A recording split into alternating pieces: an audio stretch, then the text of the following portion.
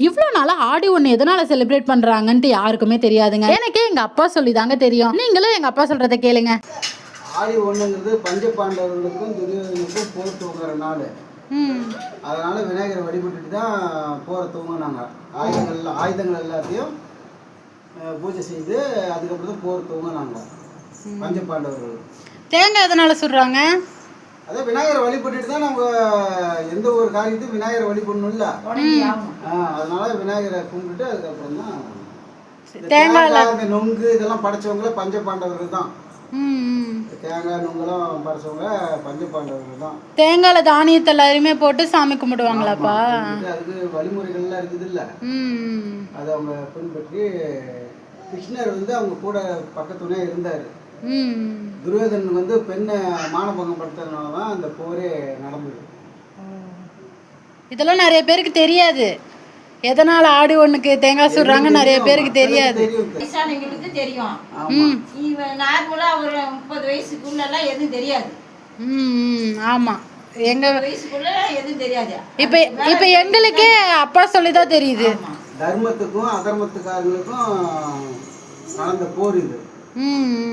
அதுல பஞ்ச பாண்டவர்கள் தான் வெற்றி அடைஞ்சாங்க. அது வெற்றி அடைகிறதுக்கு காரணம் கிருஷ்ணர் தான். கிருஷ்ணர் தான் பஞ்ச பாண்டவர்களுக்கு துணையா இருந்து வெற்றியை தேடி தந்து அதர்மத்தை அழிச்சாரு. இதோட 18 நாள் போர் தொடங்குனுச்சாப்பா? ஆடி 18க்கு தான் முடியும். இன்னையில இருந்து தொடங்குது. ஆமா, அப்ப 18 நாள் போர் தொடங்கி அப்புறம் துரியோதனை கொண்டுட்டு அதுல ஆத்துல போய் அந்த கத்தியை போய் கழுவுவாங்க.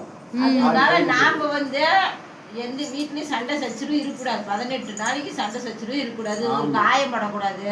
போர் நடக்குள்ள வந்து நம்ம வீட்டுல அடங்கி இருக்கணும். வேற யாரும் இல்லை, எல்லாம் அவங்க பங்காளிகளே தான். அண்ணன் தம்பிக்குள்ளேயே சண்டை சண்டை சொத்து பிரச்சனை, அப்புறம் பெண்ணை மானபங்கம் படுத்துது. இதெல்லாம் துரியோதனை செஞ்சதுனால பஞ்ச பாண்டவர்கள் வந்து அவங்க கிட்ட போர் கொடுத்தாங்க. இடத்த வாங்கிட்டு தரமாட்டேன்ட்டான் துரியோதனை. அப்புறம் கிருஷ்ணர் வந்து தூது போனதுக்கு கிருஷ்ணரையே கொலை சதி நடத்தினானுங்க. அவர் பகவான், கிருஷ்ணர் வந்து பகவான். அவரை வந்து அழிக்க யாராலையும் முடியாது.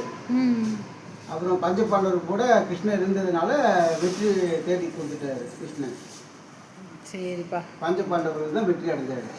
ஆடி ஒன்று எதனால வருதுன்னு எங்கள் அப்பா சிம்பிளாக சொல்லி முடிச்சுட்டாருங்க. இந்த வீடியோ உங்களுக்கு பிடிச்சிருந்துச்சுன்னா இந்த வீடியோக்கு லைக் சப்ஸ்கிரைப் பண்ணிடுங்க. Bye bye.